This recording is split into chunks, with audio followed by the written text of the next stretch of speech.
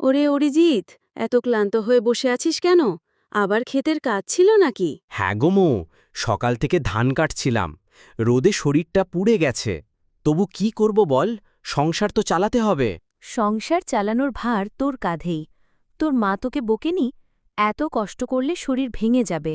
মা তো চুপচাপ দেখে, বলার কিছু নেই। গরিব মানুষ কি আর শরীরের দিকে তাকিয়ে থাকে? খেয়ে পড়ে বেঁচে থাকা, এই তো অনেক। তুই মাঝে মাঝে এমন কথা বলিস, শুনলে মনটা খারাপ হয়ে যায়। গরিব বলেই কি আমরা স্বপ্ন দেখতে পারবো না? স্বপ্ন তো দেখি গো মৌ, কিন্তু স্বপ্ন দেখলেই কি পেট ভরে? তুই শুধু পেটে চিন্তাই করিস। আমি বলছি, স্বপ্ন না থাকলে মানুষ বেঁচেই থাকে না। মৌয়ের কথায় অরিজিৎ চুপ হয়ে গেল। সে মেয়েটাকে ছোটবেলা থেকে চেনে। দুজন একসাথে স্কুলে যেত। পরে অভাবের কারণে অরিজিৎ পড়াশোনা ছাড়তে বাধ্য হয়। মৌও বেশি দূর পড়তে পারেনি। তবু তার চোখে সবসময় একটা আলো ঝলমল করে। ওই আলোই হয়তো অরিজিতের মনের অন্ধকারে আলো জ্বালায়। তোর গায়ের রংটা দেখ, একদম পুরে কালো হয়ে গেছে। এত রোদে দাঁড়িয়ে কাজ করলে শরীর ভেঙে পড়বে। শরীর ভাঙলে ভাঙুক, কিন্তু সংসারের খিদে কি থেমে থাকে? মা সকালে আধপেট খেয়ে বসে আছে। ছোট ভাইটা স্কুলে যেতে চেয়েছিল, কিন্তু খাতাপত্র কেনা টাকাই নেই। গল্পটা ভালো লাগলে লাইক, কমেন্ট, শেয়ার করে দিও। এবং আমাদের সঙ্গে জুড়ে যাও। জানি অরিজিৎ, গরিব মানুষ বলে আমাদের বেঁচে থাকাটাই যেন বোঝা হয়ে দাঁড়িয়েছে। মৌও কম কষ্টে নেই। তার বাবাও দিনমজুর। মা কাজ করে অন্যের বাড়িতে। তারা সংসার চালায় অনেকটা ধার আর কর্জে। তবুও মৌয়ের চোখে সবসময় স্বপ্ন লেগে থাকে।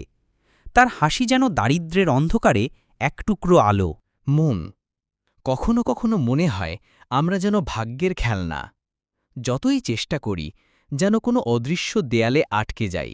না রে অরিজিৎ, এমন বলিস না। ভাগ্যকে আমরা যদি মানি, তবে লড়াই করব কেন? গরিব মানে এই নয় যে আমরা স্বপ্ন দেখতে পারব না। তুই না সবসময় বড় বড় কথা বলিস, কিন্তু বলতো খালি পেটে স্বপ্ন কত দূর উড়ে যেতে পারে? খালি পেট মানুষকে শক্তি দেয়, তুই কি জানিস না? ক্ষুধার জ্বালা মানুষকে পরিশ্রমী করে তোলে, লড়াই করতে শেখায়। তুই শুধু চেষ্টা কর, আমি বিশ্বাস করি তুই একদিন পারবি। অরিজিৎ মৌয়ের চোখের দিকে তাকালো। সেই চোখে এত দৃঢ়তা, এত আশ্বাস যে মুহূর্তের জন্য নিজের কষ্ট ভুলে গেল।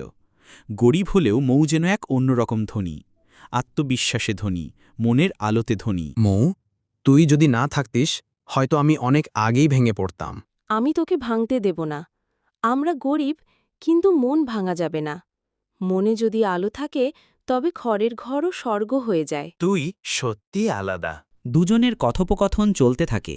দূরে গরুর গলায় বাঁধা ঘণ্টা বাজে, পুকুরে মাছ লাফিয়ে ওঠে, আর বাতাসে ভেসে আসে গায়ের মাটির গন্ধ।